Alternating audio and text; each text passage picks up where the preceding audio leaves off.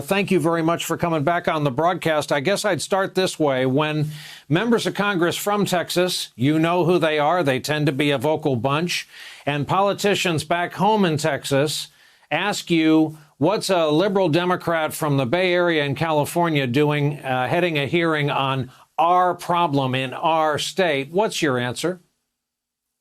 Well, I'm a member of Congress for the United States, and the subcommittee I chair on the Environment and the Oversight Committee has jurisdiction over the United States. This is our responsibility. And one of the most outrageous aspects of this crisis is politicians getting up there and lying to the American people that somehow this was caused by renewable energy, when the facts are so obvious that the failure was actually of the natural gas pipelines. Yes, there was some failure of wind, but wind is such a small percentage. Texas has been largely dependent on natural gas. They failed to weatherize. They had this problem in 2011. There were reports saying they needed to weatherize. They didn't make those investments. They've been selling the country on deregulation, and now we see the consequence. Sooner or later, we're going to realize that infrastructure should be an enormous challenge, an enormous goal for our country. Are we calling it by the wrong word? There's nothing unsexier than infrastructure. As I always say, FDR had a different word for it. He called it jobs. Brian, that's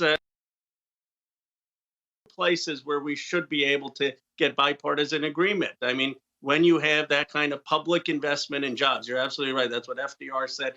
You're creating opportunity for people in communities. You're building the foundation for economic growth, and you're protecting people from natural disasters like we just saw. So if there's ever a clarion call for having that kind of politics, it's now. Adam Serwer had a great piece in The Atlantic, and he said, look, the politics of cultural grievance can win you elections, but when you have real crises, like a power outage, like a pandemic, politics of grievance does not work. You actually need competence. You actually need vision. And that's the moment we're in.